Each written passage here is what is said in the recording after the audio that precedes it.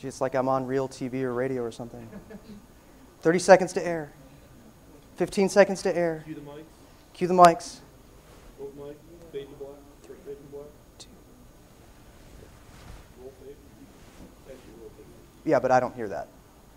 Like basically my right, yeah, that's the thing, because your monitor on TV always goes silent 15 seconds before you go live, so that you know that when you stop hearing the director panicking, that okay, I should probably quit picking my nose and start smiling. Okay, Nick, you're actually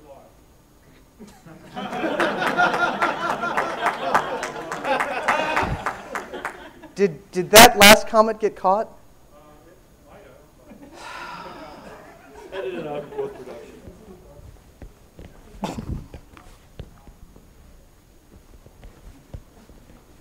Hi everybody, I'm Nick Farr. I am the treasurer. I'm the treasurer of the Hacker Foundation, and I also have an MBA from Grand Valley State University. And I'm here to talk about hacking your finances. Most of what I'm talking about today is actually just plain common sense, with a little bit of special tweaks and insider stuff as far as how to make financial institutions work for you as opposed to the other way around. Also, if you are unclear on what a specific term means, just yell out. Like, what is a revolving credit account?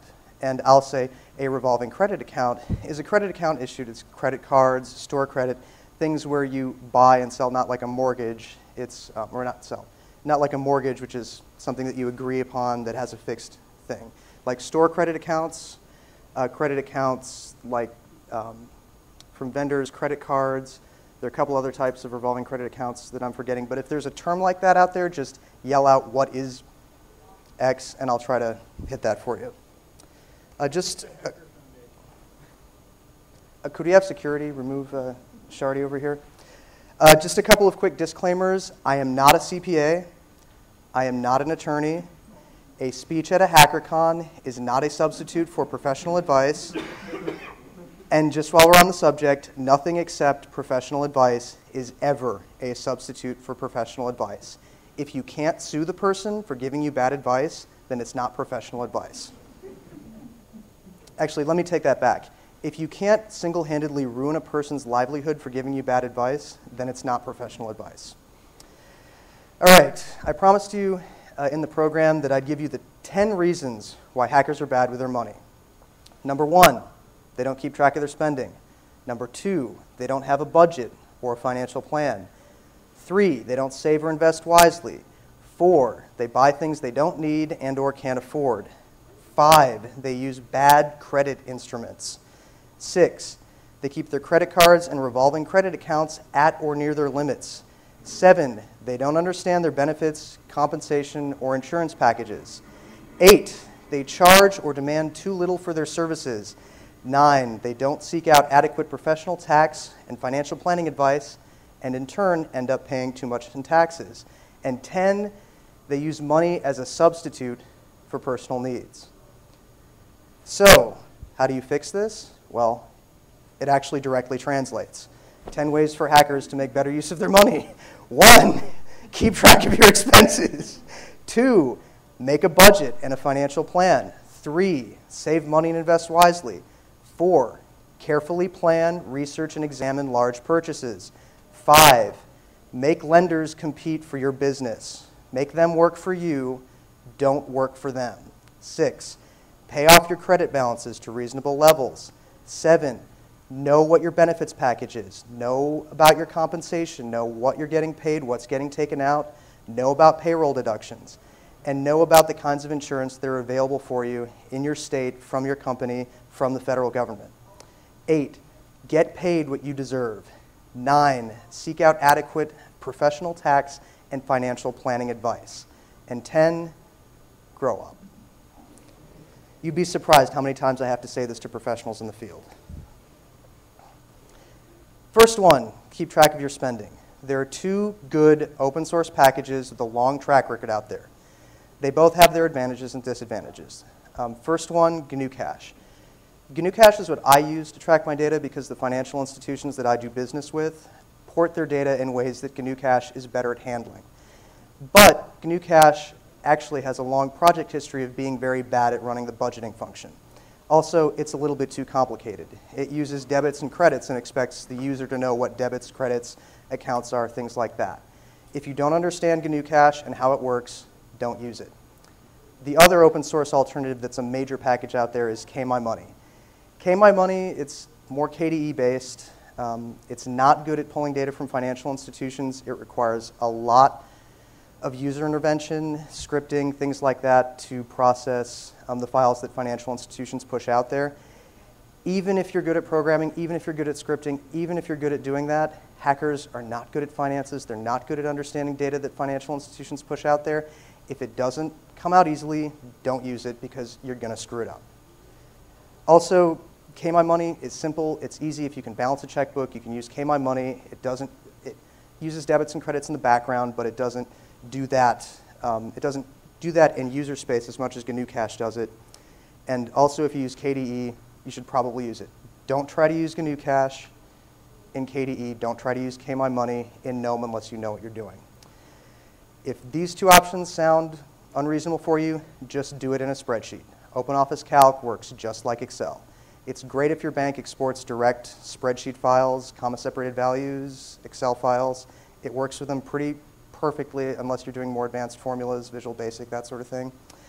It's more customizable. Generally, you're building your own spreadsheet. There are really good templates out there that you can find off the web. Do research, figure out something that works well for you. The only thing is, if you can't balance your checkbook, you don't know how to write formulas in Excel or OpenOffice, don't use it. Go with one of the other two. But everybody who's attending this con should at least be able to know how to write formulas in a spreadsheet package or know someone who knows how to write formulas in a spreadsheet package. 2, make a budget and a financial plan. They used to actually teach this in high schools. I don't know why they don't do this anymore, and I suspect it's a corporate conspiracy. You'd be surprised how many people don't have a budget. They don't know how much they're supposed to spend on food every month. They don't know how much they're supposed to spend on gas every month. They don't know when they're eating out too much. They don't know when they're spending too much on gas, which is actually a really good way at figuring out if there's something wrong with your car. If your mileage suddenly takes a spike, that means you should probably go take it to a mechanic. If you were keeping track of that in your budget, you'd know that. But most people in this room, or not in this, I'm not going to say anything about people in this room, but most hackers who I've worked with on their finances, okay, I take that back. All hackers who I've worked with in their finances don't have a budget. And if they have a budget, I don't know about it or they're not using it effectively. You really have to use the budget to figure out where your money is going and where you'd rather have your money go instead. If you don't have a budget, pick one of the packages I showed you in the first step, track your expenses, put them into different categories and things like that, and at the end of a month, figure out where your money is going. You will always be shocked. It doesn't matter how methodical a person you are. If you're not using these tools, you really don't know where your money is going. A lot of things that hackers do that they really don't need to do, probably the number one thing that really shocks people is eating out. Eating out more than twice a week means you're spending more money than you need to on food. That's basically it. If you don't know how to cook, find someone who can teach you how to cook. If you don't want to find someone to teach you how to cook, buy those prepackaged meals that are in the frozen food aisle at your local supermarket. If you're going out to eat more than twice a week, and that includes lunch, if you're going out to eat more than twice a week and you don't have to for a legitimate business purpose, i.e. if you can't write off the meal on your taxes, you don't need to be going out to eat for lunch. Second thing, convenience stores. Even hackers with access to a car or easy public transit to a big grocery store are still going to go to a convenience store. I challenge anybody in this room to find any item in a convenience store except for maybe for alcoholic beverages, to find any item in a convenience store that is less than what you can buy it for in a grocery store. The other thing about doing your grocery shopping once a week as opposed to making 3 or 4 trips a week to a convenience store, you save on gas. In the end, you save on time. You're planning ahead, and you're saving money. Another thing, hackers love to use ATM machines. They rarely keep more than $40 in cash on them at any time. They're always going to the ATM, swiping Swiping it in, getting $40 in cash, and paying a $2 transaction fee. That's a lot. If you go to an ATM that's not at your bank or in your network, more than in emergencies, like when you're in Cleveland and your bank just doesn't exist in Ohio and you have to go somewhere else and you need cash and you don't like to carry a lot of cash on you, then you're paying too much. Banks love that. There's a reason that those little tiny ATMs that you plug into a phone line have proliferated is because those are gigantic profit centers for people, for lending institutions. Also, and I try to use this to convince people who aren't convinced of my first point when they figure out that they're spending $20 a month just on ATM fees, is that a lot of those ATMs are very easily hackable. If it's not embedded into a wall in a bank, it's probably very easily hackable by at least 5 or 6 different people who are sitting in this room. Also, another thing, and this I get a little bit of an argument about, a lot of people they grew up buying brand name stuff, and they just continue and they go out there and they buy brand name stuff. For 90% of the stuff out there, the brand name, whatever it is basically the identical thing to the generic. This applies to food. It applies especially to medical products. If there's a generic option available, if there's a store brand, if it's less, buy the generic, buy the store brand. Another thing, know what your limits are. If your credit cards are always maxed out, you don't know how to use credit cards, pay them off, never use a credit card. There's no reason that, even for hotels and renting cars and different things like that, if you're responsible with your money, you don't need to use a credit card. A debit card works exactly the same way. And honestly, you should probably have enough in your savings account to cover whatever that temporary hold is. And if it's really a problem, you can usually call your bank and say, hey, this rental car hold has been on my account, reducing my available balance for 6 months. Can you remove it? Call the bank. If there's ever a question, call the bank. They work for you. If your bank charges you for you to talk to them, go to a different bank. I've banked with a credit union for 12 years, and it's great. There's always a credit union in the United States that I can use that's a local ATM that I don't have to pay fees on. Yeah, I have to go out there and look for a little bit, but honestly, it's never more than $2 in gas. It's never more than a $2 public transit ride away.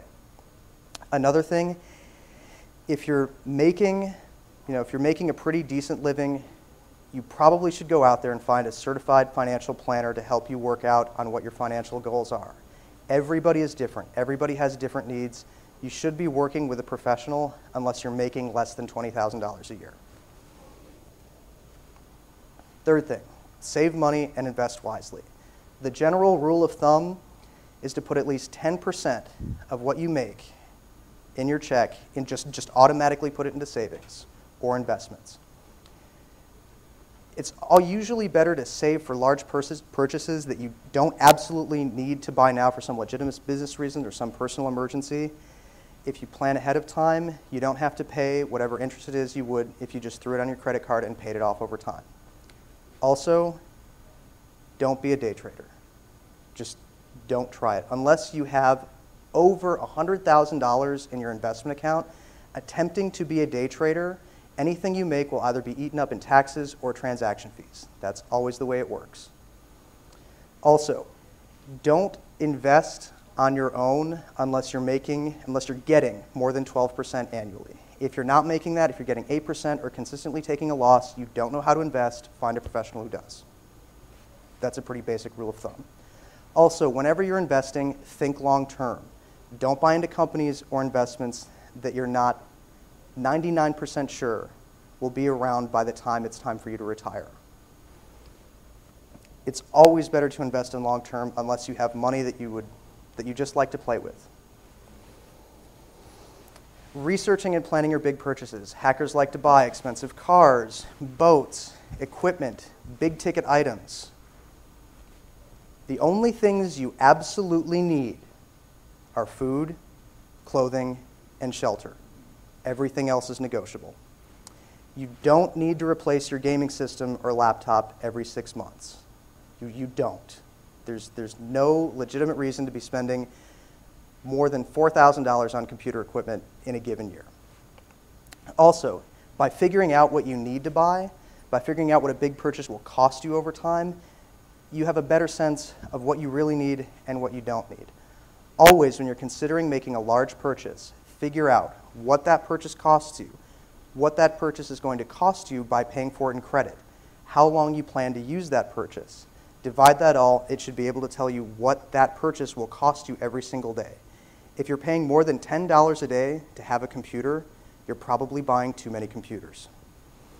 Another good strategy, especially in big ticket items like this, don't buy the newest, latest bleeding edge model.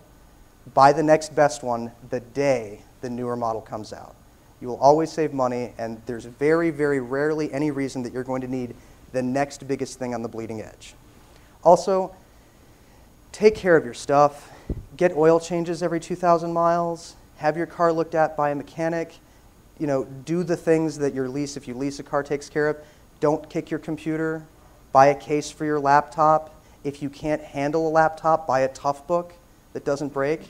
Hackers don't like to take care, and actually the funny thing is, Americans in general don't like to take care of their things. So if it costs more than $500, take care of it. It will last longer and you won't need to replace it as soon. Also, don't be a tech addict. You know, there are many, many more kinds of addictions aside from addictions to drugs and alcohol. Hackers are addicted to buying tech. They just need it. They need that last little thing. If you are one of those people, get help. I'm not being facetious. I'm absolutely serious to you. That's probably an addiction profile, and you need to go to a group counseling session or seek professional help to do it. Make lenders compete for your business. If you can get a 0% interest rate balance transfer credit card and you have balances on your credit cards, get the balance transfer card and transfer all of your balances to it. You know, for most people, there's really no reason to be even paying credit card interest. There are so many options out there, and granted, while they've been reducing over the past couple of years as the credit industry is consolidating and, you know, calling in their loans a little bit more, if you can get a 0% interest rate credit card for a fixed amount of time, get it and transfer your balances to it. Even if you end up paying a transaction fee, depending on what the balance is, it comes out to a marginal interest rate expense, which you should also calculate as a part of your financial plan. But I know people who always have $4,000 of credit card balance out there somewhere.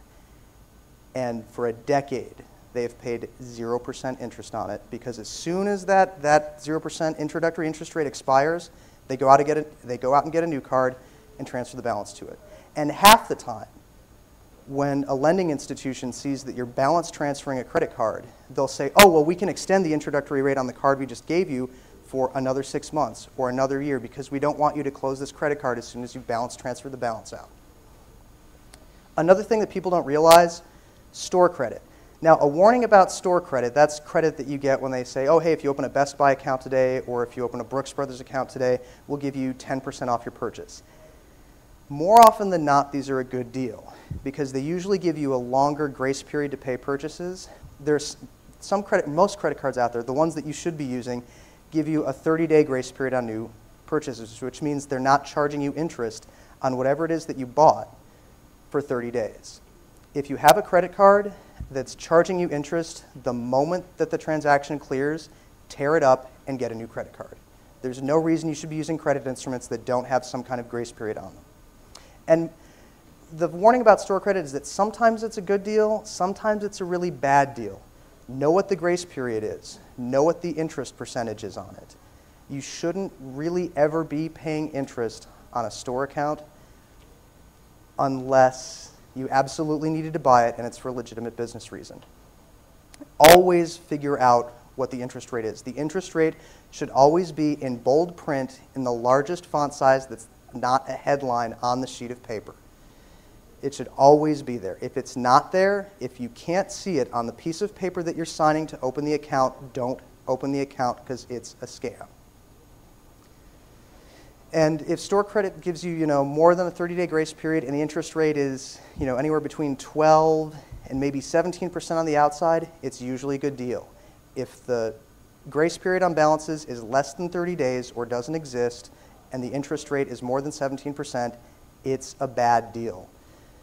Dell, I'm going to call out Dell on this one. Dell Financial Solutions, which is the credit arm, that's separate from Dell. When you go buy a Dell computer, they say, oh, put it on a Dell credit card and we'll give you a certain % off. 8 out of the 10 times that I see this, it's a ripoff because they're charging you 23 to 25%, and they start charging the day that you buy the item. Don't do that. If you don't know what I'm talking about, find somebody who does, and they'll explain it to you. Also, it doesn't matter what it is, unless it's an American Express Black card or an American Express Platinum card, you should never pay an annual fee. And the only reason, does anyone in here know what an American Express Black card is? Oh, wow, okay, cool. For those of you who don't know, an American Express Black card is a very, very special kind of credit card that American Express will generally only offer to people who are millionaires or who have had a very, very long, good track record with an American Express Gold or Platinum card. It is the only credit card, only major credit card, that you can transfer to somebody else by making a phone call. It's the only credit card that really does not have a preset spending limit. If you have an American Express Black card, you can buy a jet airplane. I'm not kidding you, because there are Saudi sheiks who have bought jet airplanes from, what's up? Okay, there are Saudi sheiks who have bought jet airplanes on an American Express Black card. Seth, did you have a question? Isn't it not a credit card, but a charge card? Hmm? Isn't it not a credit card, but a charge card? Actually, that depends on the agreement that you sign with American Express. Really? Because Okay. every American Express Black card, for the most part, is an individually negotiated financial transaction, financial instrument. That's why, yes, it's not even a traditional credit card. But, and Seth raises a good point. There are two kinds of cards out there: charge cards, which basically charge you interest for the outstanding balance, and credit cards offer you a line of credit, and they say you can have a credit line of such and such an amount. A charge card means in 30 days you will pay us the money, or we take you to court. That's the two differences between a charge card and a credit card. But you don't really see charge cards out there too much because it's so much better for the financial institutions to just milk you for that interest over and over and over again. About annual fees. I have 2 Capital One credit cards. Capital One is notorious for charging really bad annual fees on their cards. I've had these 2 Capital One cards for 5 years. I have never paid an annual fee on them because every year when that annual fee charge shows up, I call them and I say, cancel my Capital One credit card, or cancel my Capital One credit card. And they ask, well, why? And I say, I don't like the annual fee. Oh, well, we'll waive the annual fee if you keep us as a customer. Okay, great, thank you, bye. I'm serious, it's that easy. It's actually automated now. They actually say that like option 1 or 2 is like, are you calling to cancel your Capital One credit card because you don't like the annual fee, press 1. Beep. Well, we're going to waive the annual fee on your credit card. I'm absolutely serious. Most credit cards work like this. How much time do I have? 30? So I'm half done? Okay. Yeah, just yell it out because I might not be looking right at you. Also, now this depends on your individual credit history, of course, but you should never pay more than 15% annual interest on your credit cards. That's just generally a rule of thumb. If you can't if nobody out there will offer you a credit card at less than, at 15%, now that, okay, 15.99% or less, you can't use credit cards, you don't know how to use them, you don't have a good enough credit history, do something else. Pay off your credit balances. Now, a lot of people say, oh, credit cards are a bad thing, credit cards are so awful, yada, yada. No, a credit card is a tool like anything else. A hammer can be used to pound a nail into a board, a hammer can be used to bash somebody's skull in. Credit cards are exactly the same thing. They're a tool. There's some people who don't know how to use the tools. If you don't know how to use the tool, don't use it. Do something else. If you can't keep your balances to half of what your credit line is, which basically means if you have a $2,000 credit limit and your average annual balance is more than $1,000, you are probably a credit addict and you need to stop using credit cards. This is the general rule of thumb. And also, if you're looking to buy a house sometime in the next 5 years, because of the way credit scoring works, you should usually be at or around half of what your balance is on all your financial instruments, because that will give you generally a better credit score and thus a lower mortgage interest rate. But The way credit scores are calculated is a patented algorithm that nobody knows, and people have been trying to hack for many, many years.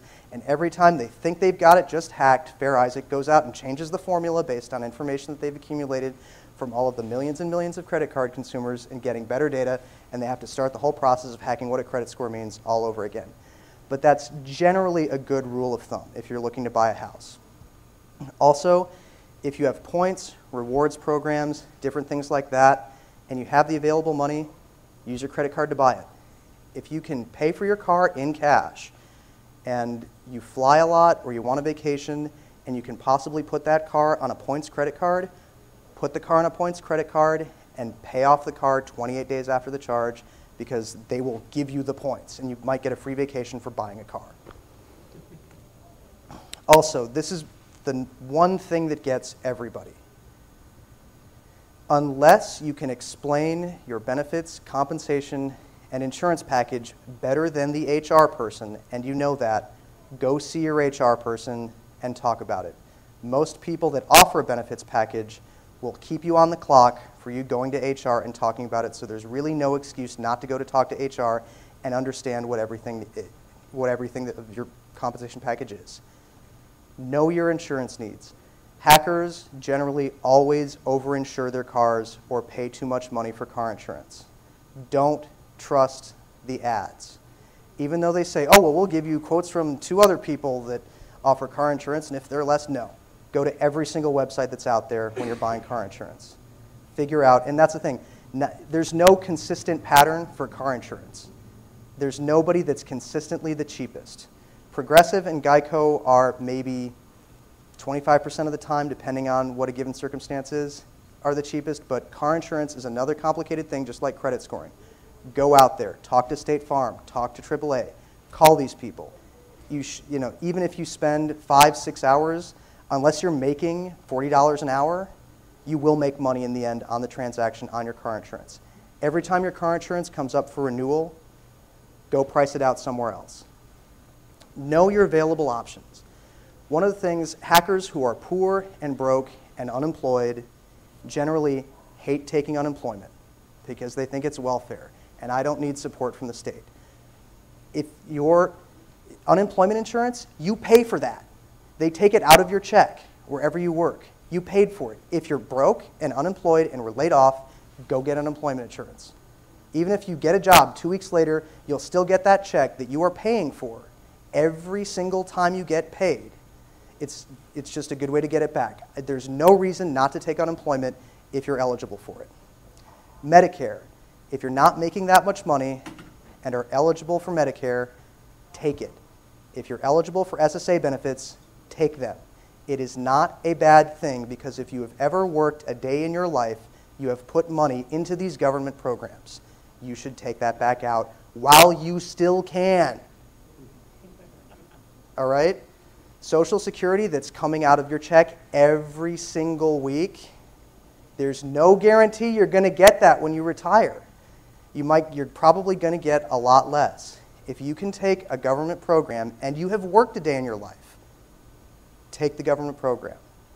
If you've never worked a day in your life and you're on government programs and you're not severely disabled, either mentally or physically, I was almost going to use a swear word there. You are a worthless human being. And this deserves its own slide.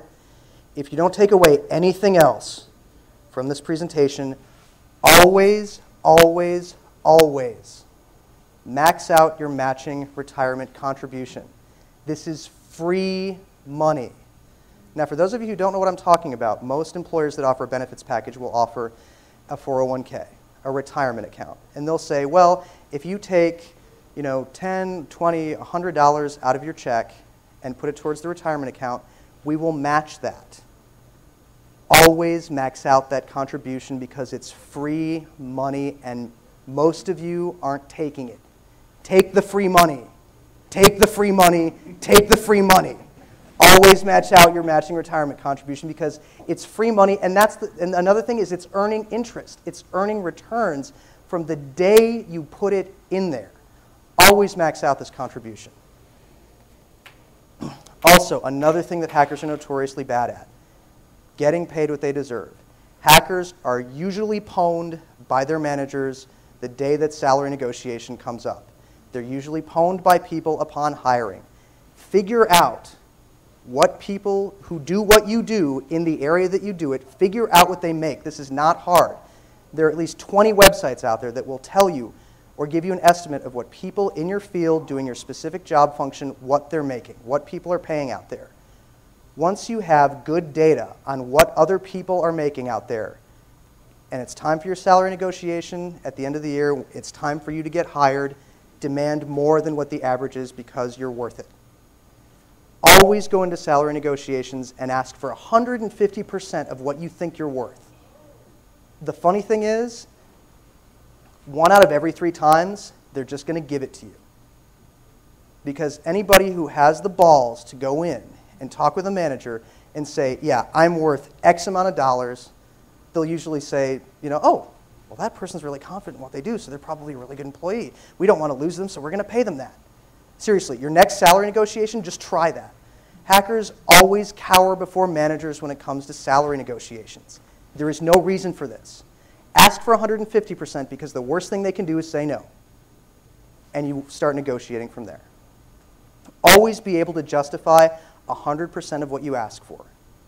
100% of what you think you're worth. If you think you're worth more than all of the other people out there that are doing your jobs and your company wants to pay you less, start looking for a new job. Unless you really, really like the culture of the company that you're in, unless you really, really like the people that you work with, unless you really, really don't want to lose that job, go out there and get paid more money because most hackers don't like where they work. And actually, if you like the people that you work with, if you like the people who manage you, if you like the culture of your company, you probably never want to leave it. But that's still no excuse to not go in and ask for 1.5 times what you're worth at salary negotiation times. Because if you have a company that meets all 3 of those things, they're probably going to pay you that anyway. And this is real money that we're talking about. In a 5-minute conversation, you can double what you make in a year. Also, a lot of hackers are independent contractors. And a lot of independent contractors will go out there and seek business at half of what it's worth just so that they can get the business. If you've been an independent contractor for more than a year and you're charging what you charged when you first started out, you are an idiot. Or you're not doing your job very well and you can't get the business. The more that you've been in and out there as an independent contractor, you should be charging the same or twice as much as the other people who are out there charging who don't know how to do their jobs and get away with charging it. Seriously, people who come to HackerCons are usually really good at what they do and they charge too little for it if they're an independent contractor. Always go out there and demand more. You're worth it. Have a spine. And of course, I can't say this enough, seek out adequate professionals to start helping you. The time to figure out tax credits and different things that you can write off in your taxes is January 1 of the tax year you start paying taxes, not April 13th. All right? If you go talk to a CPA and you say, basically tell them everything about your life and all the different things that you're doing, if you're itemizing, if you're just out there in a wage earner and your taxes are, okay, well, this is what I made, I didn't make anything else, and I'm making generally less than $40,000 a year, you probably don't need a CPA to do taxes. You can probably do it in TurboTax. If you're not that person, find a CPA to do your taxes and have a long conversation with them. There are hundreds of independent CPAs out there in the town that you're in. Don't go to H&R Block. Don't go to Jackson Hewitt. Don't go to one of those shops that's only open for 4 months out of the year. Find an independent CPA because they'll usually charge less and give you much better service. And if they know you and they work with you, they can help you. Seth. What do you think is a reasonable price for getting a CPA to do taxes? Seth's question was, what do you think is a reasonable price to get a CPA to do your taxes for you? That depends entirely on where you live and what your tax situation is. If you were that $30,000 wage earner that's not going to itemize that the standard deduction is always more than what you give to charity or all the other various different things you can write off when you itemize, you can probably do your taxes in TurboTax. And actually, the funny thing is, TurboTax used to be the best deal out there. If you're just that wage earner, there are many, many, many, many, many free e-file options out there. I mean, absolutely free. They don't charge you to direct deposit your refund. They don't charge you to prepare your return. They don't charge you to prepare your state return if you live in a state that charges state income tax. If you're just that average wage earner with no special tax things that are out there, and you're not having a side business, you're not giving more than $2,000 to charity, and you don't have kids, et cetera, et cetera, et cetera, find the free e-file thing and file your taxes before March 1st, because all of those free services start charging after March 1st because most people do their taxes after March 1st. But if you're not that wage earner, find a CPA to do your taxes and talk with them. Make sure they know everything that you're doing, because if your CPA doesn't know everything that you're doing, the CPA can't tell you what credits are out there. They have to know every little thing that has any financial consequence out there. And if they're a good CPA, they'll sit there, they'll listen, they'll take notes and say, oh, well, you're doing X such and such. Well, you're eligible for that credit. Oh, well, you're eligible for that deduction. Oh, you're eligible for this, that, and the other. Work with a CPA. The guys at TurboTax and the guys at those shops that are open 4 months, not a year, want you in the door, want to ask you a bunch of questions, want to get you out the door, and charge you $200 for talking to you for half an hour. Also, if you're making more than $50,000 a year or you're approaching retirement, and by approaching retirement, I mean that means you're older than 35. If you're older than 30 and you haven't started saving for retirement, start saving for retirement now. I'm absolutely serious about this. Most of the people in this room, I'd say, I guess the median age in the room is like 26, 27. You know, you've got other priorities. You're trying to date people, that sort of thing. Okay, fine. You can postpone. I recommend that you save for retirement anyway. But if you're older than 30, you no longer have an excuse because you're losing money every single day. There's a Louis Ruckhiser thing that's out there. 2 brothers. One started saving for retirement when he was 20. One started saving for retirement when he was 30. The guy who was 20 had the worst luck. He always put his money in the stock market on the worst day of the year. Every single year he retired until he hit retirement at 62. The brother who was 30, who started saving for retirement when he was 30, was the luckiest guy every single year. He put in money on the best day, like the price when everything was lowest on the stock market and always appreciated in value, and was just the statistically luckiest possible investor out there. When the 2 brothers retired, who had more money? The 20-year-old. The 20-year-old had not only more money, but twice as much money as the 30-year-old. The earlier you can start saving for retirement, the better, because it means that you're getting paid for that money. Like, investments are when you give your money to someone and they pay you for the use of that money. The earlier that you can invest, the better, because you will end up making more money over the long term, and you'll be getting paid on what they're paying you to do that. Compound interest. Albert Einstein said the most powerful force in the universe is compound interest, which is the money that the interest that they paid you, the interest that you're making on the interest that they paid you. Seth? Does that include matching contributions? He said, does that include matching contributions? Yes, absolutely that includes matching contributions. The day that you start working for a firm where you can get matching contributions, walk in there, that should be part of your salary negotiations. Like, don't even think about that other money that you're making. You know, even though, you know, the other people in your office have fancier cars, fancier computers, better suits, whatever it is. Actually, you should probably be getting better suits than them, but that's aside from the point. You will be somebody at the end who doesn't have to rely on their children to support them. Okay, a lot of the retirees I see, you know, that I'll go with when I was doing my CPA internship and the retirees came in, they'd be talking about, oh, all the wonderful things that they did in their 20s, 30s, 40s, all the wonderful vacations that they took with their children, and all these other things like that, and now their children are supporting them. There is generally no more humiliating experience that is drawn out over time than asking your children to support you for 30 years. It's humiliating when your paycheck has to come from your parents. I mean, it has to come from your children. It's not so humiliating when it's from your parents, because that's their job. and actually, this leads into another thing that's not in my slide. If you can live with your parents, as in, you know, if you can be in a functional living arrangement with your parents, live with your parents. Don't pay rent.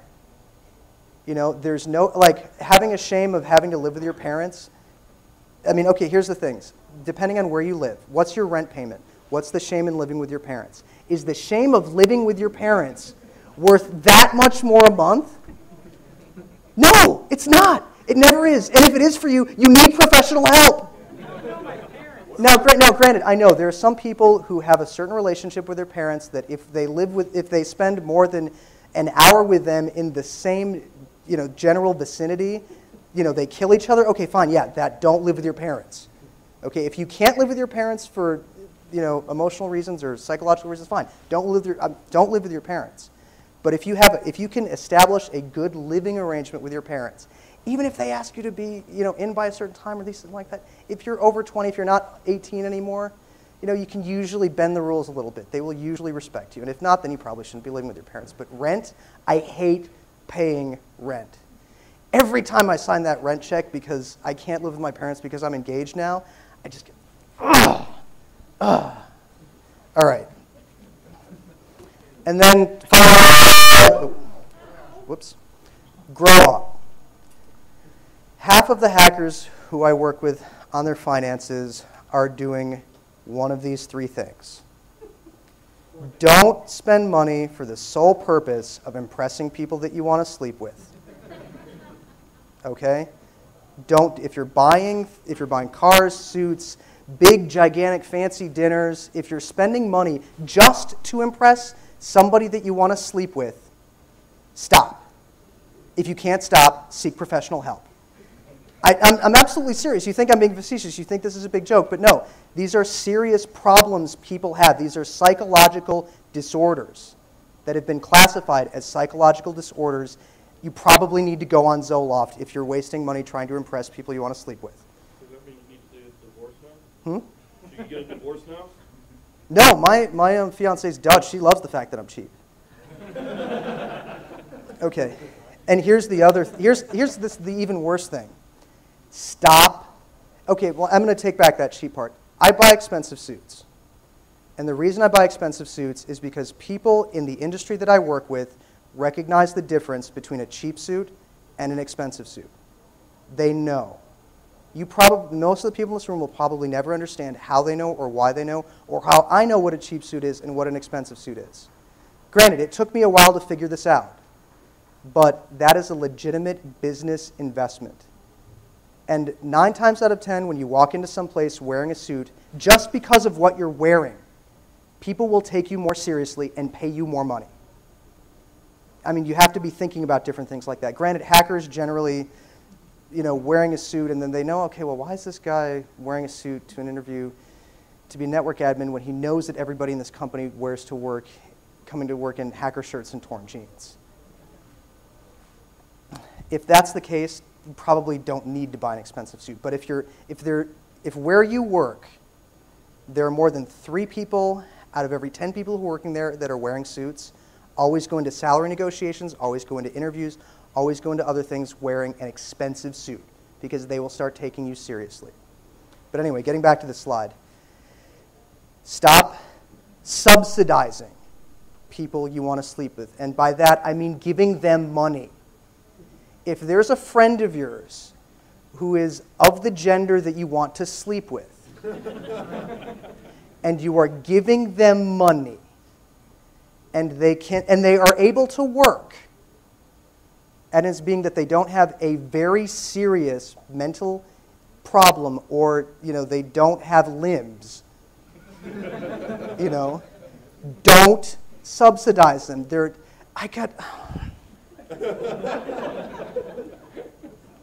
All right, there's this guy, somebody who I've worked with who makes $500 a week. I mean, he takes home $500 a week. Every week, he writes a $200 check to his best friend that's been his best friend ever since we were in high school, and all this stuff. And I keep telling him, you need help. You have a psychological dependency disorder, and you need to seek help. Oh, but she's been my best friend forever, and you're just a CPA, you're not an accountant, or you're just a CPA, you're not a psychologist. And you're right, I'm not a psychologist, but I can recognize that you need help. It's not that hard. All right, these are warning signs that are as obvious as somebody who cannot spend a night of their lives sober. I'm absolutely serious about this. If you are writing checks to people that are of the gender that you want to sleep with, and there's No reason for it. If you're not marrying them, if you're not sleeping with them. If you're sleeping with them, fine, that's okay. All right? Probably not.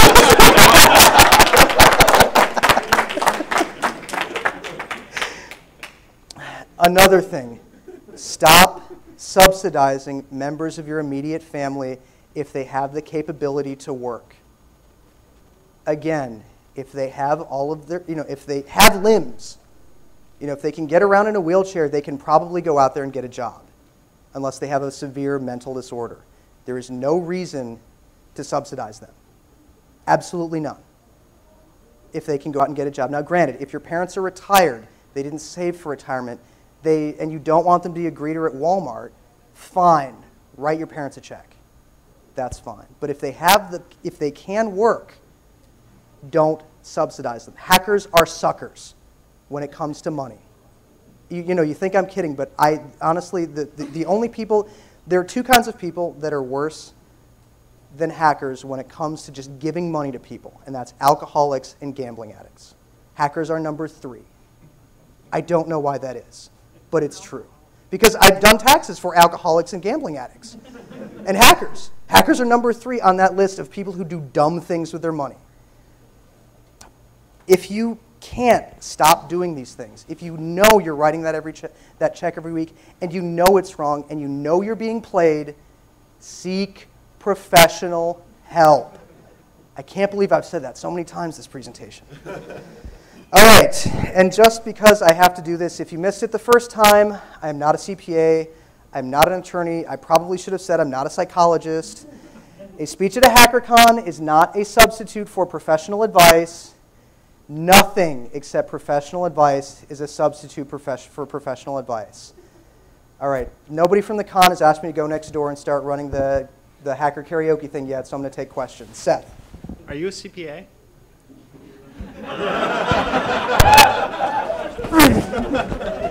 Okay.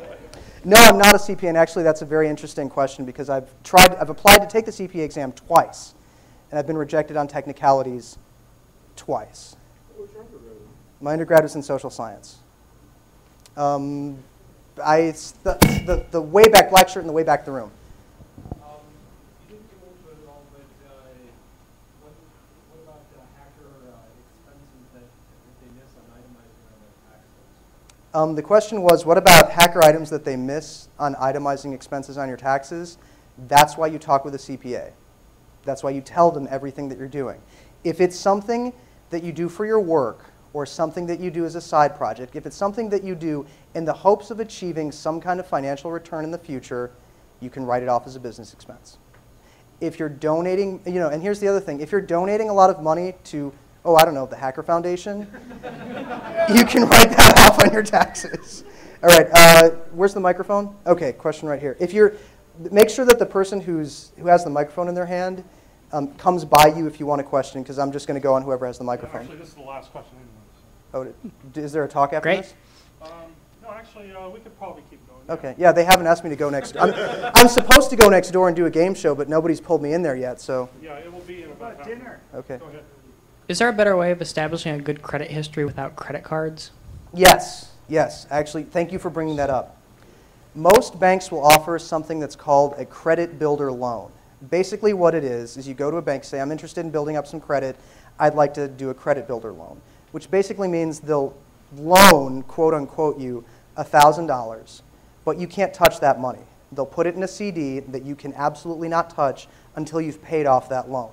And every month you pay that loan off, you might be paying 6 or 7% on the loan, and it might be invested in a 3% interest-bearing thing. So you're paying 3% interest, you're paying $30 over the course of a year to get better credit, which is probably a good deal. It's called a credit builder loan, and if you pay it every month, at the end of it, they give you the CD and all that money with interest. You don't have to use credit cards to get a good credit history. They're not charging you interest on your money, are they? Well, they charge you a net interest rate because they're putting in an interest-bearing CD, and they're charging you probably twice or 3 times as much as what that CD is, which is what, but that's what I said. Right. Well, no, you're not losing money because you're paying to get a better credit score. Yeah, you're just paying the interest to get the credit. And then you take the loan money and you use that for a secured credit card, and then you Right. go around. That's actually another good thing, but usually it's called a secured credit card, which basically means that you're giving the bank like $500 to have a $500 limit on a credit card, and if you don't pay it, they take it. They take that whole thing out of it. If you're not paying it every month, you're not paying it on time. Those are generally bad deals. I'm not saying that there isn't a good secured credit card deal out there, but generally they're charging you monthly fees, and which just eat away over time. Fees are where banks and lending institutions make their money. Every time they charge you a fee, it's usually a bad deal unless you bounced a check. And if you bounced a check, you're a moron. Okay, next question on the microphone over there. Yep. Will your slides be up on your personal website or something? The question, Will your slides be viewable on any website? yes, I will put them on Nick Farr, nickfarr.org, or I'll put them in some form of, they might not be PowerPoint slides because I think PowerPoint slides are a bad way of giving information to somebody who just wants to read it. I will put it in a wiki which will be linkable off of nickfarr.org, which I know I haven't changed in 3 years. I will change it in 2 weeks. Okay. Yep. You had mentioned that to cancel a credit card if they wouldn't like lower your interest rates or waive the fee or that sort of thing. I had heard that if you close a credit card account, that actually reduces your credit score because it's a net loss of how much money you can borrow.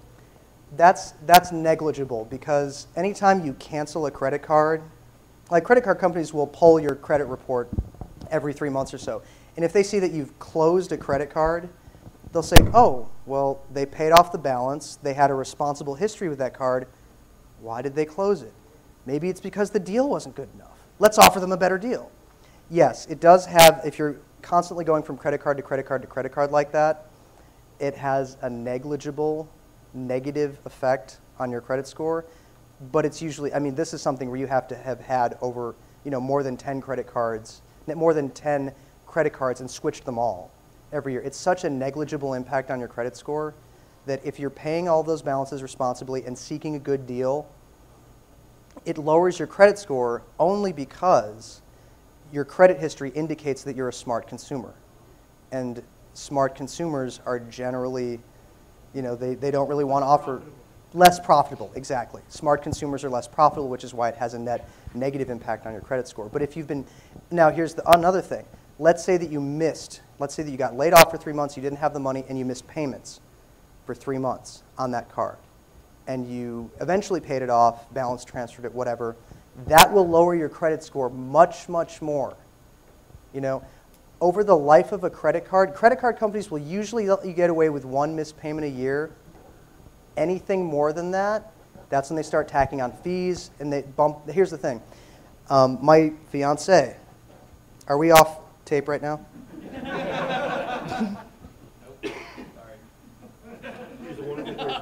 She's a wonderful person. My fiance's best friend.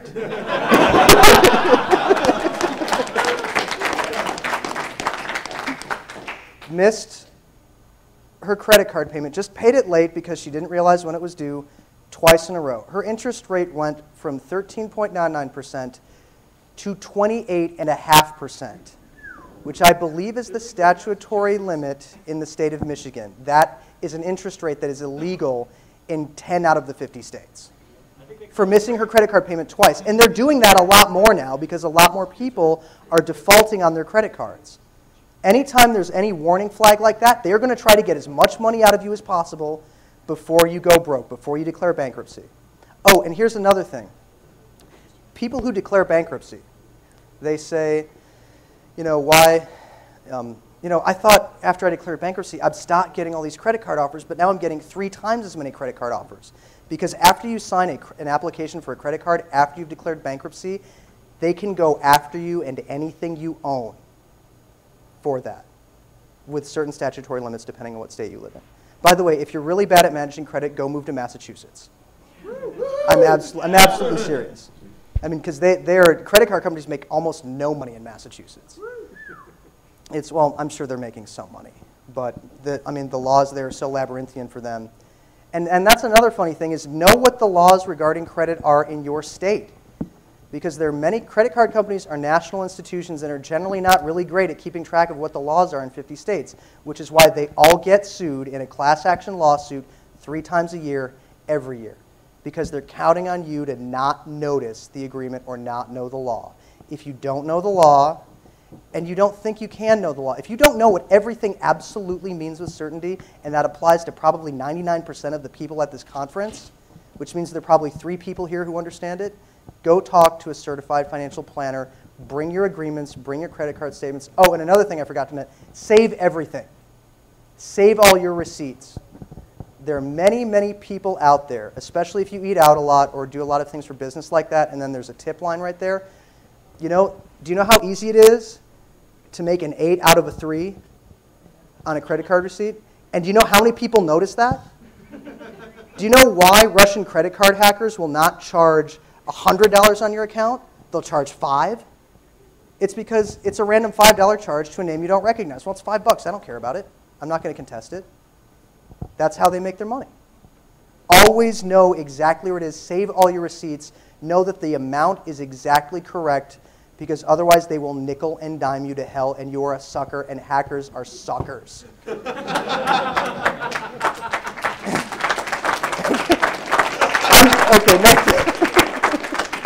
next question. You mentioned that renting is bad, and I'm a renter, and I don't like it. What are your suggestions about buying a house? What should you look out for? Okay, buying a house is beyond the scope of what I can talk to you about because of granted, it's changing. In a lot of markets now, depending on where you live, and this is very dependent on where you live, it's changing. And actually, for as much as I hate paying rent, I hate paying rent because I live in a place where I can go buy a starter home for $50,000. The only problem is, now granted, there are places in New York where you can't buy literally, there are residences in New York where you can't buy a square foot for $50,000. And I'm talking about like a home that's not a trailer on a yard in a place where the gunshots are heard only 2 or 3 times a year for $50,000. I could go live in Cracksville, and and that's the funny thing. There are houses where I live that you can buy for $1, and they want you to buy that because the city will start charging you property taxes. You're legally obligated to fix it up, to mow the lawn, to repair the fences, to make it look like the house is not a crack house, which is why you can go out there and buy a house for $1. If you're really good at building stuff and you don't mind getting shot at, go out there and buy a house for $1, because you will make your money on the investment. But as far as buying houses and when it's time to move, let me put it to you this way. If you're making 150% of what the poverty line is in your town. Now, granted, what the poverty line is, what the federal poverty line is in New York, makes you the richest man in town in Kentucky. These are all things that are very dependent upon where you live. Talk to a certified financial planner. Talk to people who rent. Talk to people who own houses. Talk to professionals. Only then can you make an educated, informed decision on whether or not it's good to buy a house or rent. Now, here's the other thing. When you buy a house, you're still paying a large portion of rent to the mortgage company. And that's the other thing, is that sometimes buying a house, you can lose a lot of money on. And actually, the New York Times, in their most recent article discussing this point, said, in most major metropolitan areas these days, it's usually better to rent because you're going to end up paying the man less. So that's something that really depends on what your area is. They used to be able to say that buying a house is always a good investment, but the mortgage market, the real estate market, all of that is so beeped up right now. Don't do it. Next question. Oh, Alonka. Oh, no, I'm in trouble.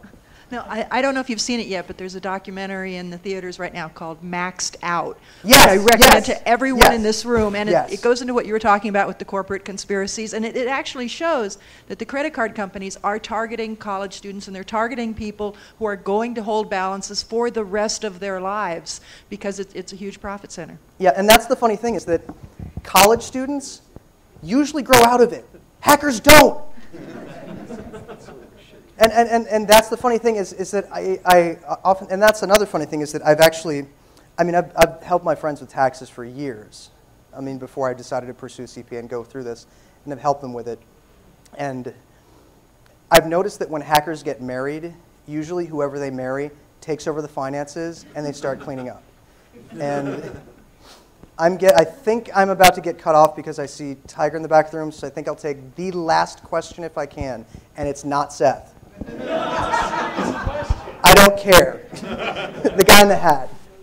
Wait, is there anybody on this side of the room that had a question? I haven't seen a question from you guys all the... We don't know how to handle our credit. Okay. All right. Last question. What's a good way to find a CPA? It doesn't seem like a phone book. AICPA.org. Okay. And actually like it's either the AICPA.org or whatever your state's association of CPAs is, or just look in the phone book. Call them up. Say, what would you charge to do my taxes? Give them a brief thing and shop around. Always make sure it's an independent CPA. Like if it's John Q. Law CPA, they're probably cheaper than Law and whoever CPAs. Always look for the independent guy because he's the hungriest. Because he decided that he wanted a family life, but he still has to make a living. So he's hungry and he'll probably charge you less. Also, young CPAs that are just starting out are usually really good because they'll usually charge old clients the same thing year after year after year after year. But anyway, I've got to go. Thank you very much. If you have any questions, I'll be at the concert. Thank you.